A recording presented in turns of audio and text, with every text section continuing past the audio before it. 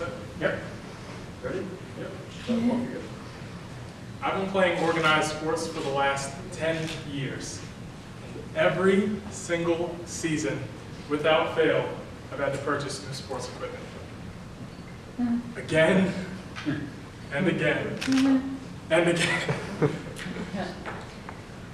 From gloves to cleats, stopwatches, running shoes, I've had to purchase all of these things just to have an opportunity to play the sports that I love.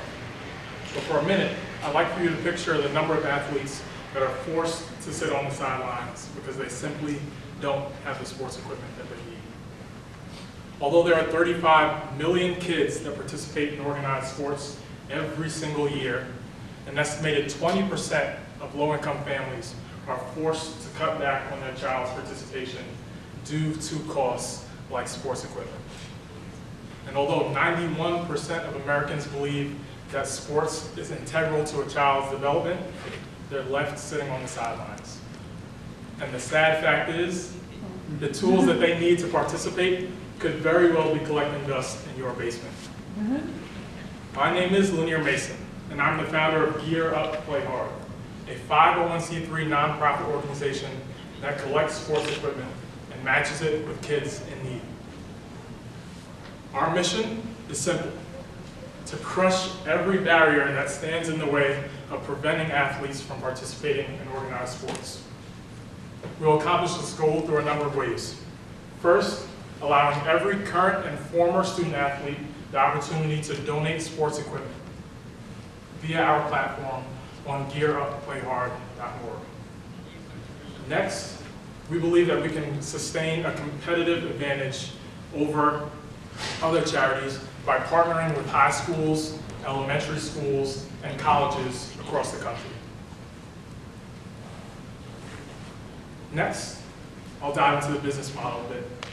So first, the customer segments that we intend on targeting are school-aged children, specifically between the ages of 7 and 18.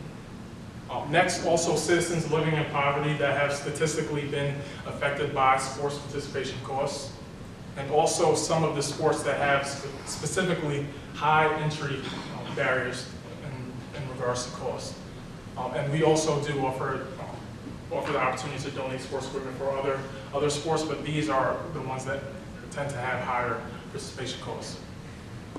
Next, our value proposition is relatively simple: allowing those in need access to a network of student athletes, coaches, and athletic directors that are willing to assist them with their sports equipment issues.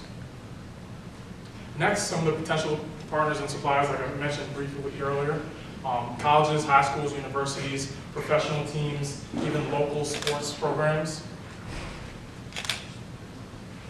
And lastly, the cost structure. So first, the revenue stream obviously would be for nonprofits, contributions, charitable contributions.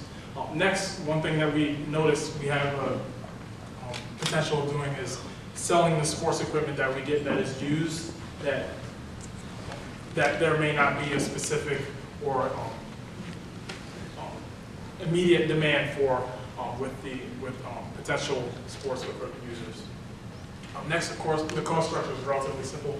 Operating expenses tend to be advertising and promotions, whether it be t-shirts, buttons, wristbands that we can hand out to those that actually make sports equipment donations, as well as the hosting for the website that is already in operation. Program services, so postage, shipping, supplies, and other storage bins when we host equipment drives at high schools, colleges, and elementary schools. And lastly, some of the professional fees that are accompanied. So please help us in saving athlete seasons before the shot clock hits 0. Thank you.